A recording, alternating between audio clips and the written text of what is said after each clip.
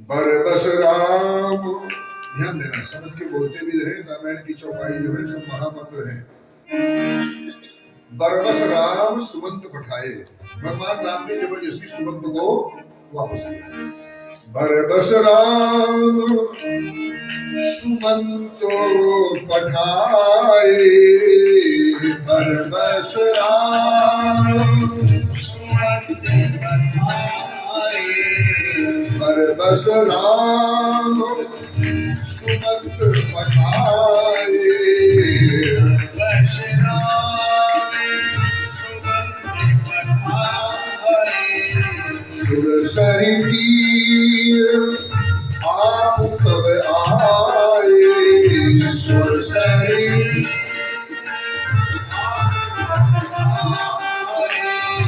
गंगा किनारे भगवान राम खड़े हो गए हैं। केवट खड़ा हुआ था नाव लिए हुए। मागी नाव न केवट आना, मागी नाव केवट आना, काई तुम्हार मरम में जाना, काई तुम्हारे मरम में जाना। मागी नाव का केवट आना, कहे तुम्हार मरम में। अब ध्यान देते रहे।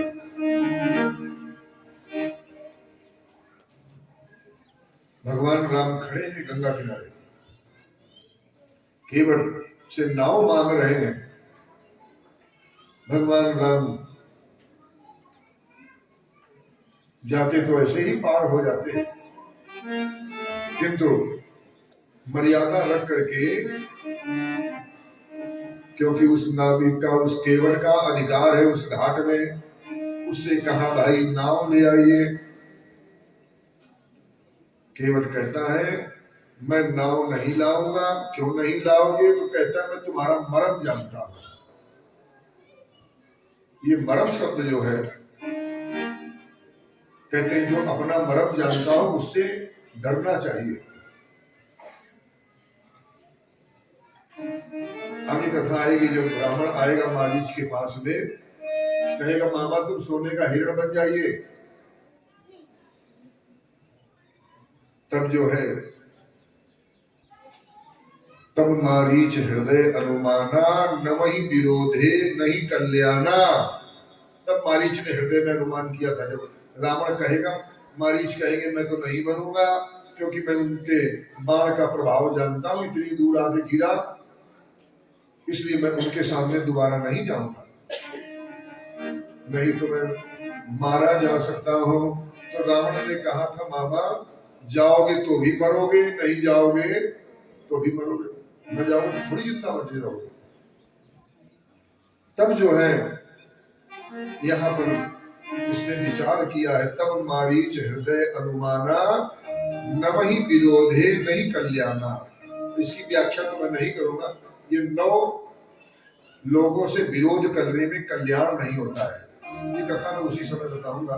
क्योंकि इसमें एक शब्द आता है शस्त्री मरमी, शस्त्री मरमी प्रभु सठ धनी, वैद्य बंदी कवि भानस गुनी। ये 9 होते हैं, इनसे विरोध नहीं। इसे मरमी शब्द भी आता है। मरमी का मतलब है अपना मरम जानने वाला। जो अपना मरम जानता है उससे डरना चाहिए। और केवट देखो पहली बार मिला है भाई, मरम तो वो जान सकता है जो कभी साथ रहा हो।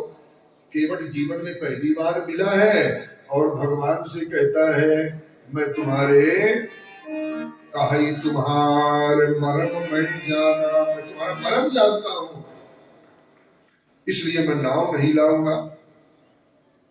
कहते हैं भगवान राम वो है, साक्षात परब्रह्म परमात्मा है।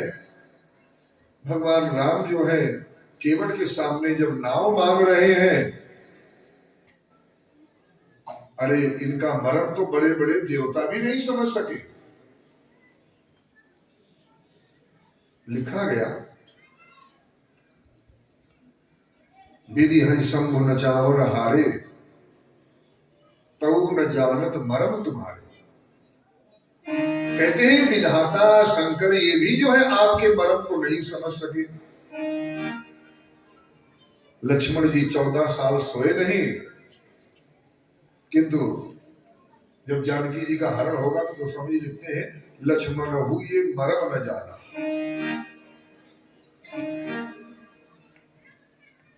जो कुछ भगवान ने लीला रची थी, जो कुछ चरित्र रचो भगवान लक्ष्मण हुए मरम न जाना। यानी जो चरित्र भगवान ने रचा था जानकी जी के हरण में, वो लक्ष्मण जी भी नहीं समझ सके। तो जो 14 साल सोए नहीं, बचपन से भगवान राम के संग रहे, कहते हैं लक्ष्मण हो ये मरम न जाना, जो कुछ चरित्र रचो भगवाना। ऐसे भगवान राम के साथ वो केवट हट कर रहा है, दिन ही सब केवट हट थाना, कहे तुम्हार मरम में जाना। मरम जानता हूं। कहते हैं भगवान राम तो वो है निगम नेति, ये वेद पुराण जो है जो उनका पार नहीं पाते हैं। निगम नेति बहु अंत न पावा, मति अनुहारी निगम यश गावा। भाव विरंचि विष्णु भगवाना, दर्शन लगे करन नित ध्याना। सो सुख धाम भगत भयहारी, दीन अवतार राम सुखकारी।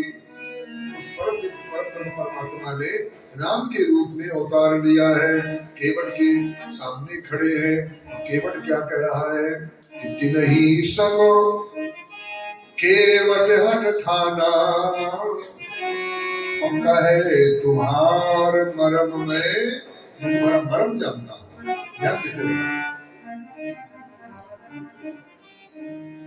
जिनकी लीला अपरंपार, जिनकी लीला का कोई पार नहीं पाता है, ऐसे भगवान राम जो है गंगा किनारे खड़े हैं कि जिनकी लीला अपरंपारा, और सुख सारद नहीं बरने पारा। अरे भगवान सुखदेव जी, वेद व्यासी, महारानी सरस्वती जी भी कहती है, शेषनाग जी भी, कोई भी जो है आपकी लीला का वर्णन नहीं कर सकते हैं, नहीं लिख सकते हैं।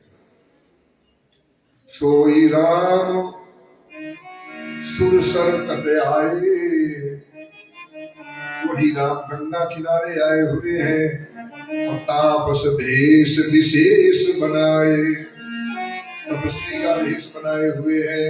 अति नहीं सब केवट हट ठाना, और कहे तुम्हार मरम में जाना।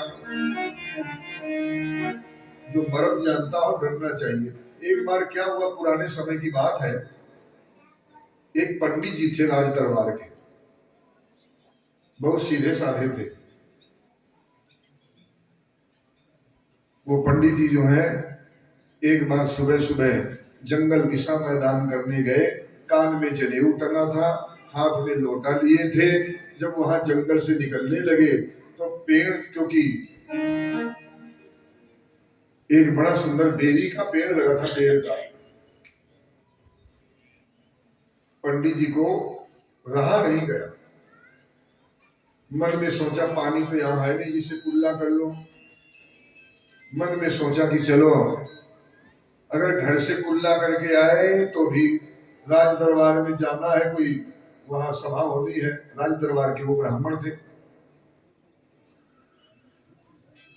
पंडित जी ने चारों तरफ देखा, कोई देख तो नहीं रहा है। देखा तो कोई आसपास था नहीं। उन्होंने 2-4 बेर तोड़े और खा लिए। घर में आए, नहाया धोया, सुंदर कपड़े पहने, कपड़े पहन करके राज दरबार में गए। सभा चल रही थी।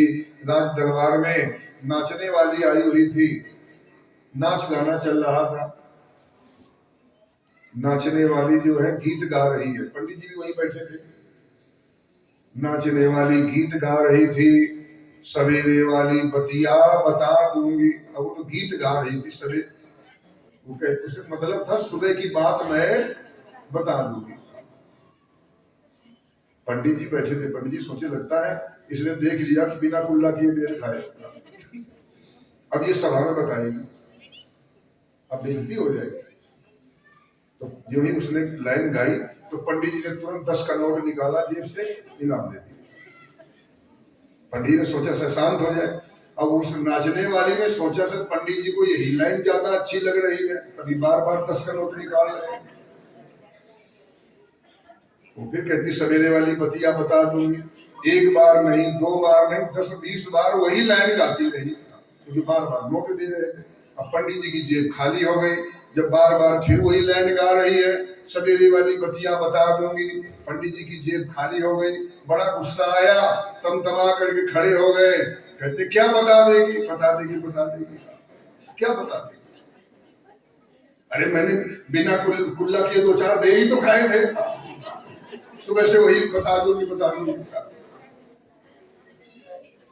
ये होता है मरम। इसलिए कहते हैं जो अपना मरम जानता हो उससे डरना चाहिए। केवट कहता है प्रभु अपने पैर धुलवा लीजिए, मैं तुम्हारा मरम जानता हूं। अरे तुम्हारे छुअत शिला भई नारी सुहाई, तुम्हारे पैर छू करके एक पत्थर जो है नारी बन गई, स्त्री बन गई।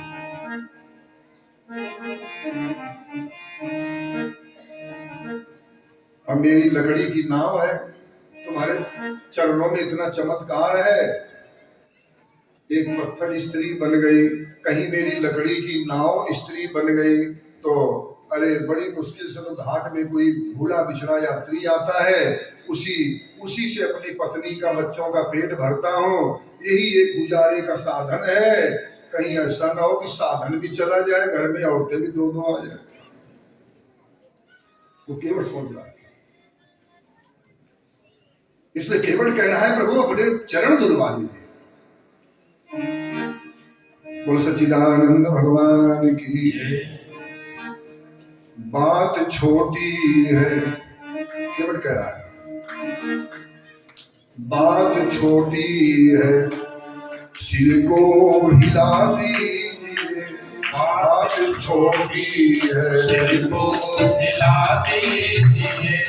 बात छोटी है, सिर को हिला दीजिए। बात छोटी है, सिर को हिला दीजिए। बात छोटी है, सिर को हिला दीजिए। बात छोटी है, सिर को हिला दीजिए। पाँव अपने प्रभु जी धुला लीजिए। पाँव अपने प्रभु जी धुला लीजिए। पाँव अपने प्रभु जी धुला लीजिए। पाँव अपने प्रभु जी धुला लीजिए। बात छोटी है, सिर को हिला लीजिए। बात छोटी है, सिर को हिला लीजिए।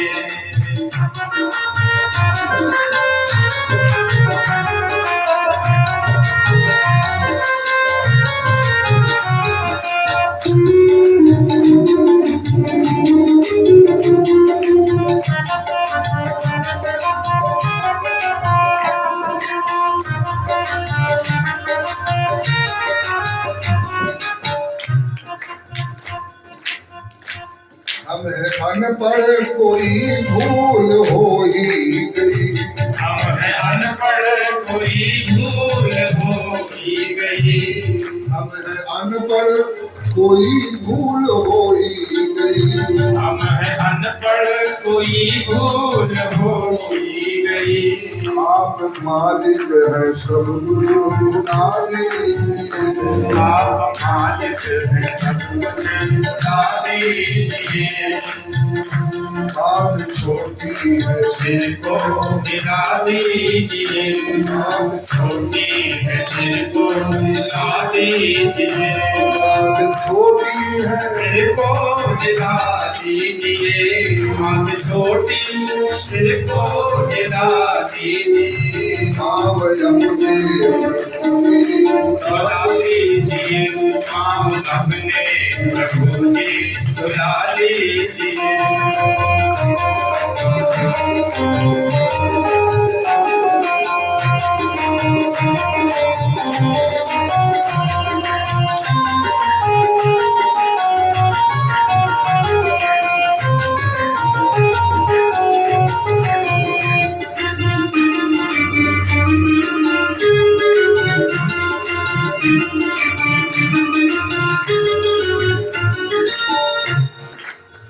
केवल कह रहा है प्रभु, अगर बिना नाव के पार करना हो, या थोड़ी दूर पर गंगा जी की धारा कम हो गई है, वहां से निकल जाइए।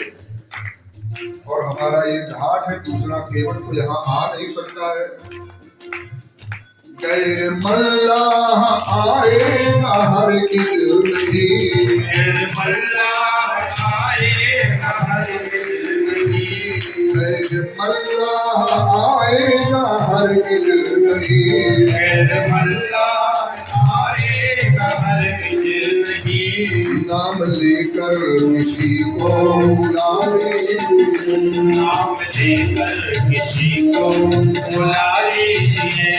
आओ अपने प्रभु की बुला लीजिए। आओ अपने प्रभु जी बुला लीजिए। बात छोटी है सिर को हिला दीजिए, बात छोटी है सिर को हिला दीजिए।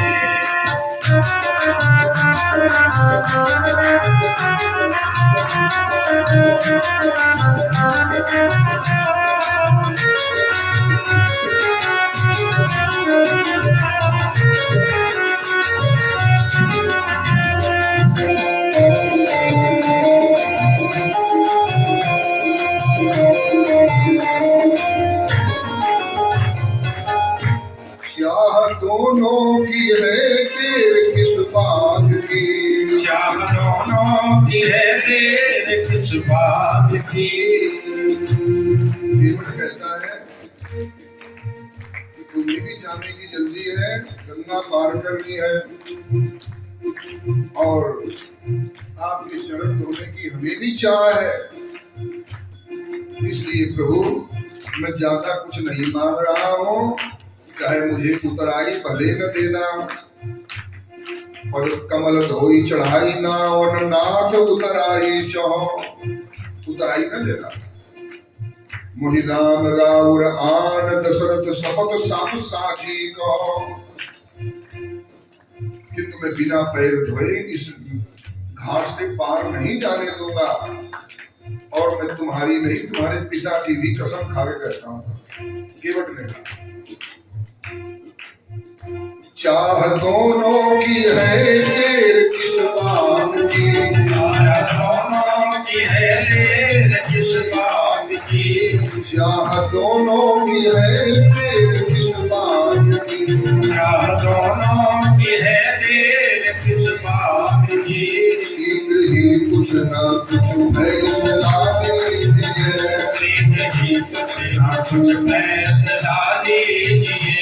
बात छोटी है सिर को हिला दीजिए, बात छोटी है सिर को हिला दीजिए। आप अपने प्रभु जी बुला लीजिए, आप अपने प्रभु जी बुला लीजिए। आप अपने प्रभु जी बुला लीजिए। आप अपने प्रभु जी बुला लीजिए। सच्चिदानंद भगवान। अब ध्यान देना केवट क्या कह रहा है। केवट कहता है प्रभु जब तक चरण नहीं धुलाओगे हम नाव में बैठने नहीं देंगे, हम तुम्हारी तो क्या तुम्हारे पिता की भी शपथ खा रहे हैं। लक्ष्मण जी को गुस्सा आ गया। लक्ष्मण जी ने कहा तुझे नहीं पार कराना है मत करा, किंतु तू मेरे पिता की कसम शपथ क्यों खा रहा है। जो ही गुस्सा आया है तो भगवान राम मुस्कुराने लगे। भगवान राम मुस्कुरा रहे हैं। महारानी जानकी जी की तरफ देखा है, फिर लक्ष्मण जी की तरफ देखा। भगवान राम मुस्कुरा रहे हैं। सुनी केवट के बहनो, केवट के वचन सुन करके ध्यान देते रहना, बड़ी रोचक कथा है केवट की। राम जी भगवान राम जो है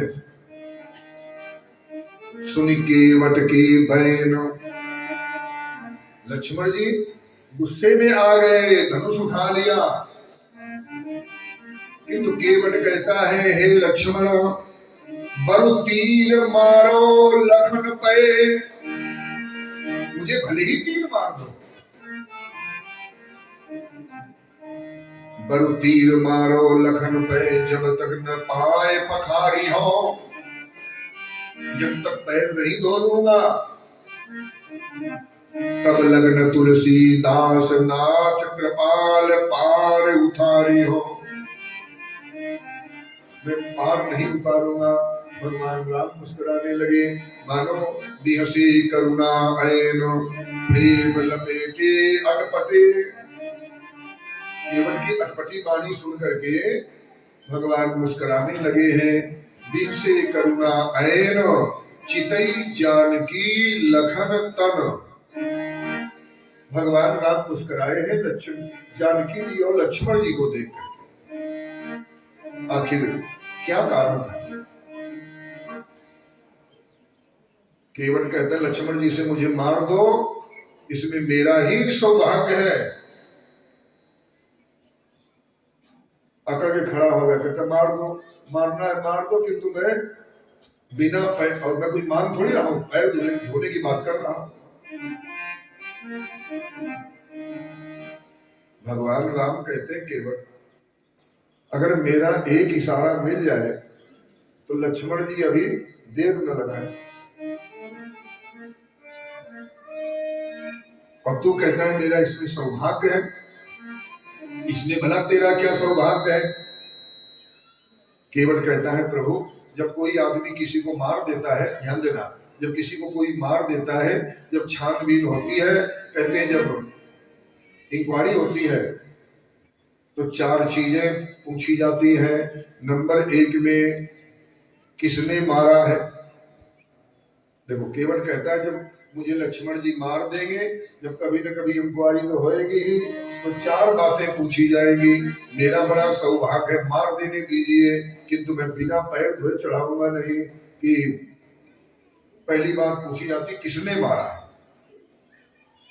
दूसरी बात पूछी जाती है किस जगह पर मारा है, किस स्थान पर मारा है, तीसरी बात पूछी जाती है कोई गवाही है जिसके सामने मारा है, और चौथी बात है क्यों मारा है, क्या अपराध था इसका। केवट कहता है जब लक्ष्मण जी मार देंगे, अच्छा जब इंक्वायरी होएगी फिर पूछा जाएगा कि किसने मारा है, तो उत्तर मिलेगा भगवान राम के भाई लक्ष्मण ने मारा है। किस जगह पर मारा है, तो कहा गंगा किनारे मारा है, और कोई गवाही है जिसके सामने मारा हो, तो केवट कहता है फिर कहा जाएगा भगवान राम स्वयं गवाही है जिनके सामने मारा है। चौथी बात पूछी जाएगी अपराध क्या था।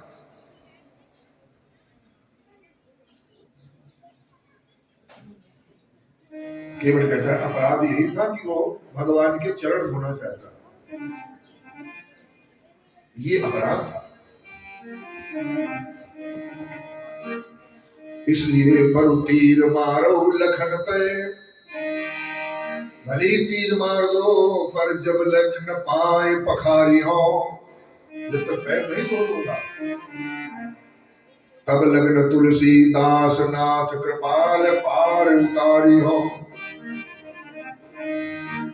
अब देखो भगवान क्यों मुस्कुराए हैं, ध्यान देना। पहली बात तो मुस्कुराने का कारण यह था, जब तक भगवान राम की शादी नहीं हुई थी तब तक महाराज लक्ष्मण जी अकेले दोनों पैरों की सेवा करते थे। विवाह होने के बाद एक पैर महारानी जानकी जी ने ले लिया और ये दोनों सामने देखो खड़े हैं। भगवान राम कहते हैं आज दोनों के अधिकार को ये एक साथ लेना चाहता है, तुम्हारा भी दोनों चरण, इसलिए और डंके की चोट पर ले रहा है। कहता नहीं धुलवाओगे तो कसम खाता हूं यहां से निकलने नहीं दूंगा, दूसरे घाट से चले। अब तो इसीलिए भगवान मुस्कुराए, देख जानकी लखन तन।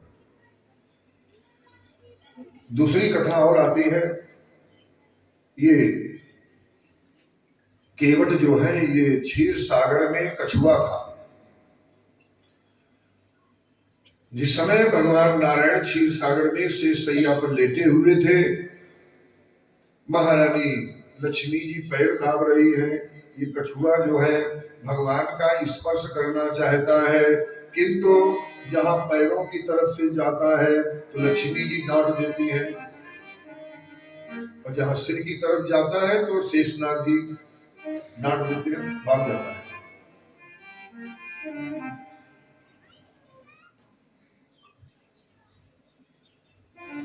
कहते हैं उसी लालसा में इसने शरीर त्याग दिया, इसीलिए अंते मति सहगति, ये अगले जन्म में केवट बना है। और वही महारानी लक्ष्मी जी जो है वो सीता जी बनी खड़ी है, और शेषनाग जी लक्ष्मण जी हैं।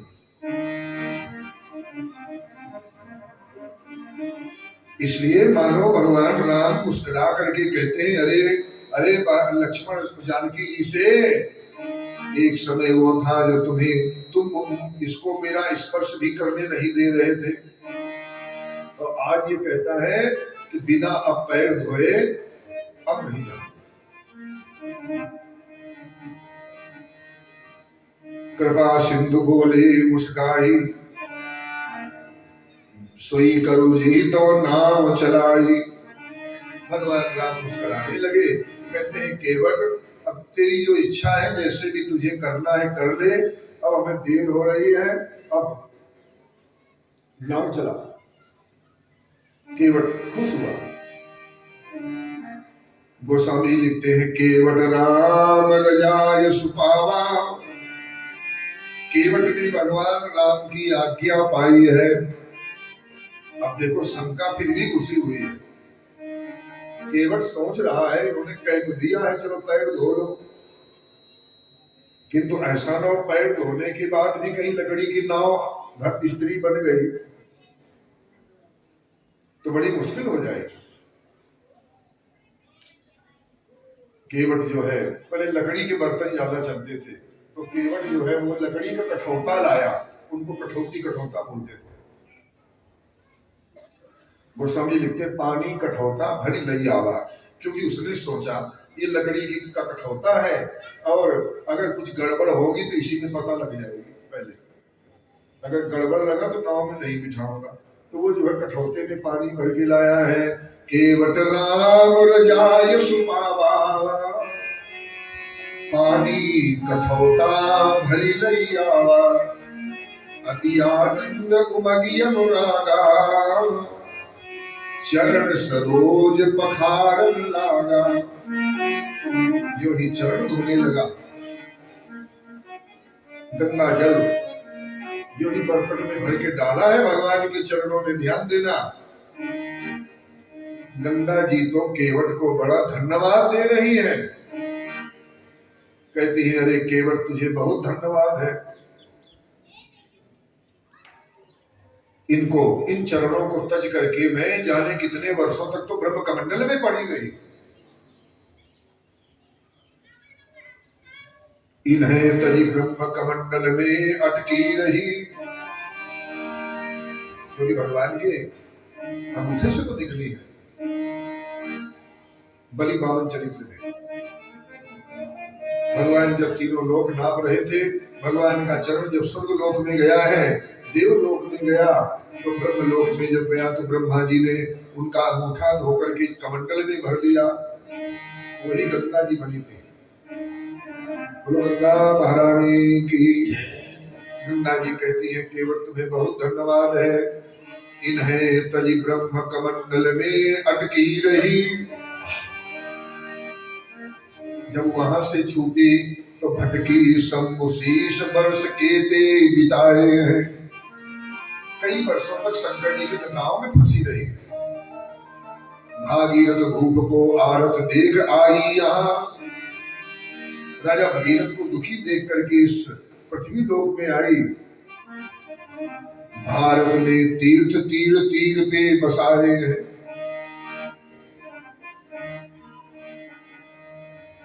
प्राप्त ना होंगे विनीत भई निराश यद्यपि। मैं तो जाने कब से बह रही हूं, मैं तो निराश हो गई थी, क्या पता इन चरणों से दोबारा मिलना हो कि ना हो। पतित अनेक प्रभु पास पहुंचाए हैं, मैंने जाने कितने भक्तों को भगवान के पास पहुंचा दिया, किंतु मैं उन चरणों से दोबारा नहीं मिल सकी। इसलिए भागीरथ शंभुविद देवन को थकी जोई, और केवट ने प्रभु पग मोहिया मिलाए हैं। एक केवट तुमने भगवान के चरणों से हमें दोबारा मिलाया है, इसलिए केवट को महारानी गंगा जी बहुत धन्यवाद दे रही है। पद पखार जलपान करी, पैर धोए, चरणामृत लिया है, जलपान किया है। पद पखारी जलपान कर आप सहित परिवार, अपनी तर पार कर करी प्रभु ही पुनि मुदित गयो लई पार। केवट भगवान का चरणामृत ले रहा है, अपने सारे परिवार को दिया है।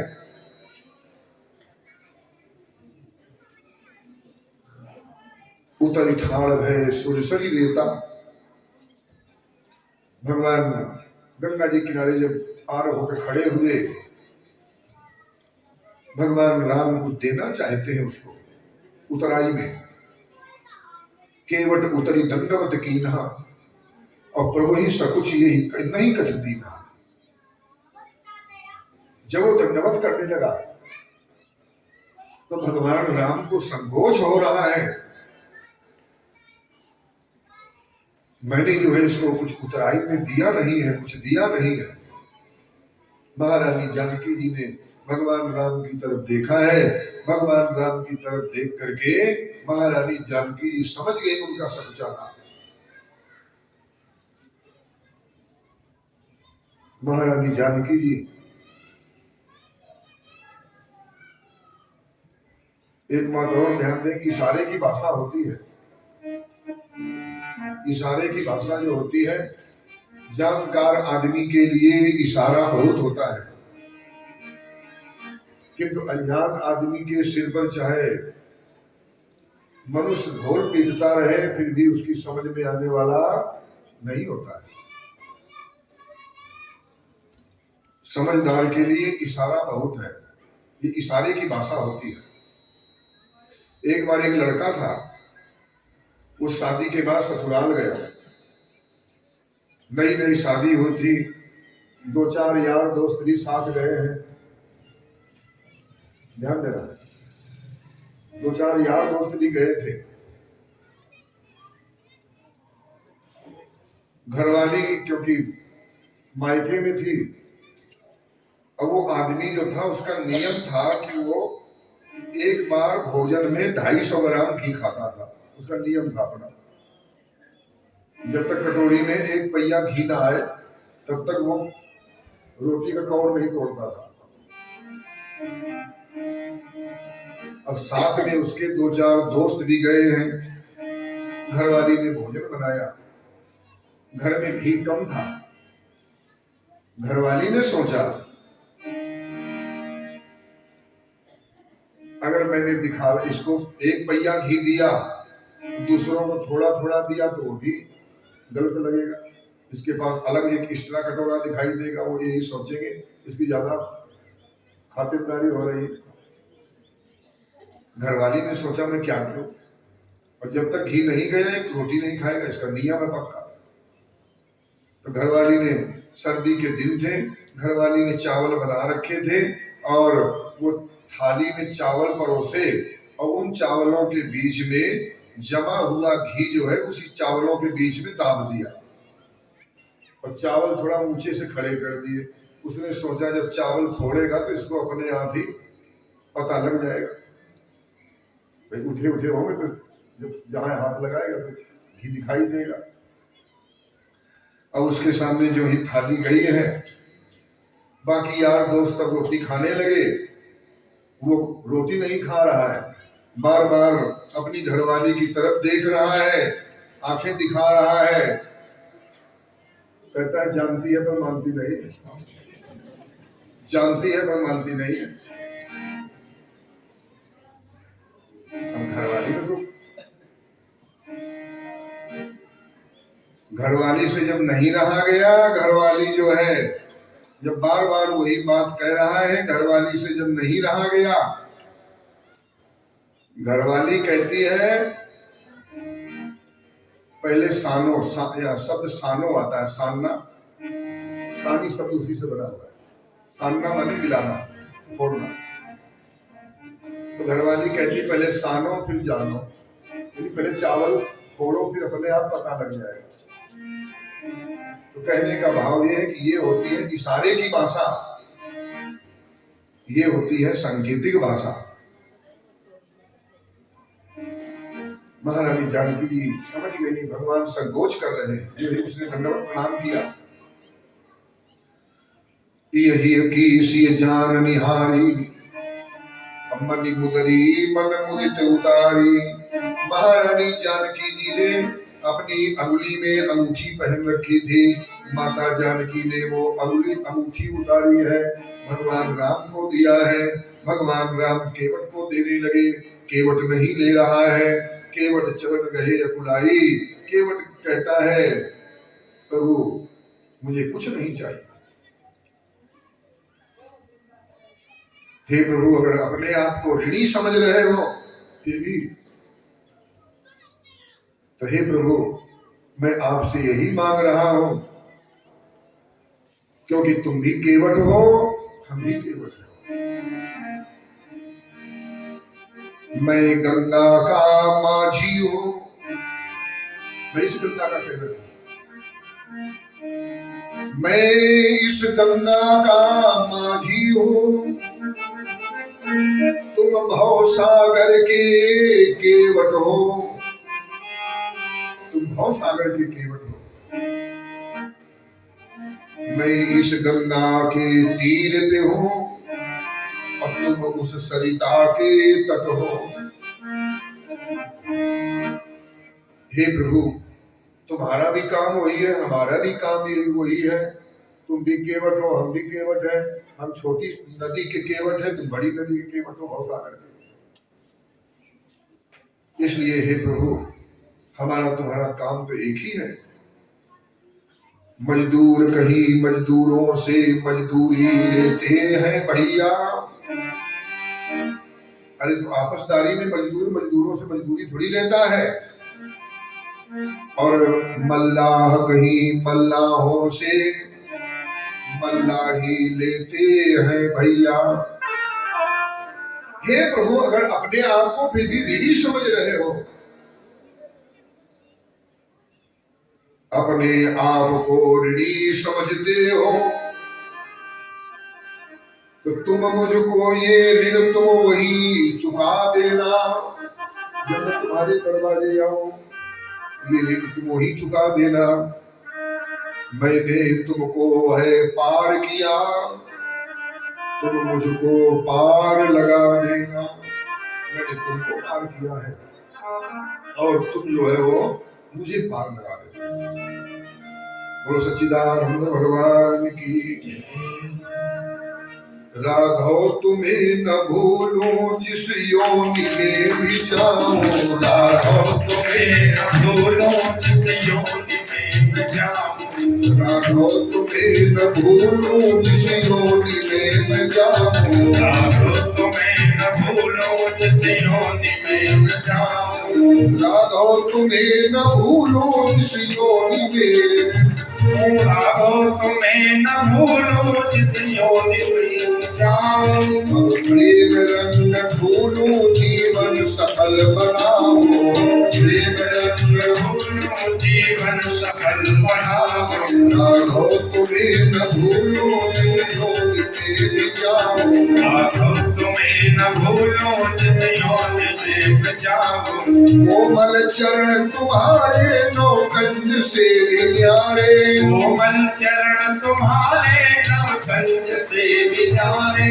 कोमल चरण तुम्हारे नौकंज से भी न्यारे, कोमल चरण तुम्हारे नवकंज से भी न्यारे, झूम झूम छूलो ही से इन्हें लगाओ, झूम झूम छोलो खेलने लगाओ, राघव तुम्हें न भूलो जिस योनि में मैं जाऊं, राघव तुम्हें न भूलो जिस योनि में मैं जाऊं,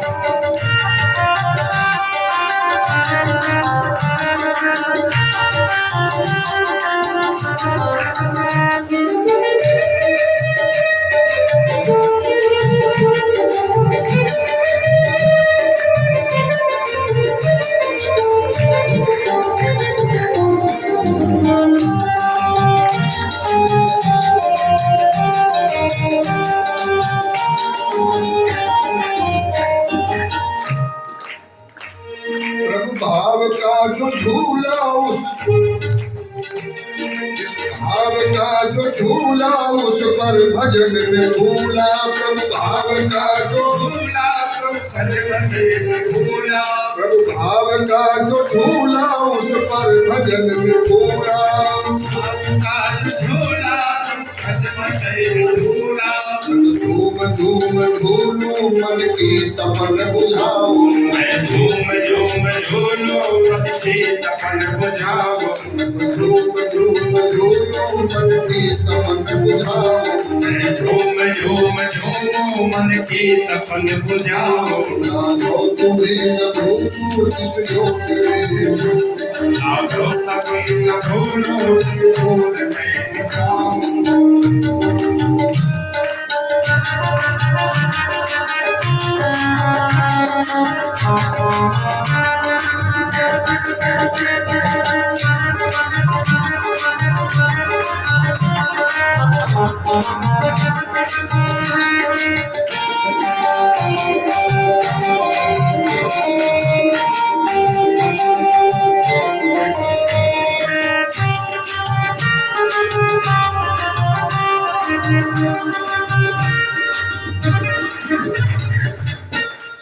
मैं तो जन्म का पापी घट घट के तुम हो व्यापी, मैं हूँ जन्म का पापी तुम हो व्यापी, मैं तो जन्म का पापी घट घट के तुम हो व्यापी, मैं हूँ जन्म का पापी तुम हो व्यापी, भक्ति जल से धोलू गुण आपके ही गाऊं, मन भक्ति जल में आपके ही गाऊं, राघव तुम्हें भूलो जिस योनि में, राघव तुम्हें न भूलो जिस योनि में भी जाऊं, राघव तुम्हें न भूलो जिस योनि में जाऊं, राघव तुम्हें न भूलो जिस योनि में मैं जाऊं, हे राम भक्त प्यारे और हमो हमारे, हे राम भक्त प्यारे और गुण हमारे, हे राम भक्त प्यारे और हमो हमारे, हे राम भक्त प्यारे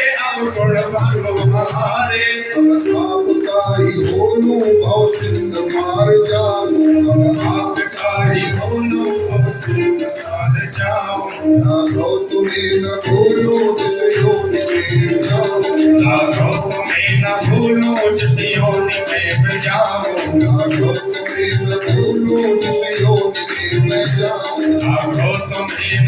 भूलो जिस योनि में जाओ। भगवान की बहुत कीन प्रभु लखन सिय नहीं कछु केवट ले। बहुत कहा है लक्ष्मण जी ने, जानकी जी ने, किंतु केवट जो है वो नहीं दे रहा है। नहीं कछु केवट ले, विदा कीन करुणायतन भगति विमल बरु देई।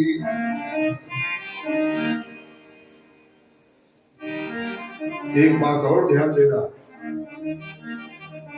जिसके अंदर वैराग्य होता है, कहते हैं वो मूर्तिमान लक्ष्मी के देने पर भी नहीं लेता है।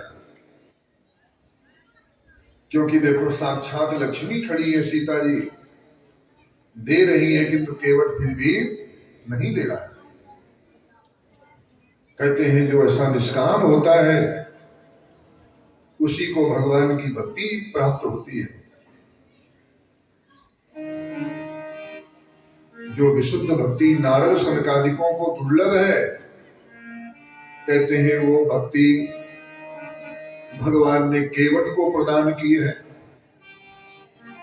निर्मल भक्ति तो भगवान, देखो निर्मल भक्ति तो भगवान की कृपा से सबको मिल जाती है, किंतु अविरल भक्ति विशुद्ध तब, केवट को भगवान ने अविरल भक्ति दी है। अविरल भक्ति विशुद्ध तब श्रुति पुराण जो गाओ।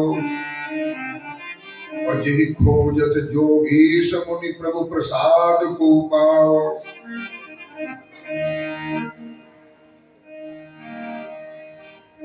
अर्थात ये केवट को संसारिक भोगों से निष्पृह देख करके भगवान ने उसको विमल भक्ति प्रदान की है।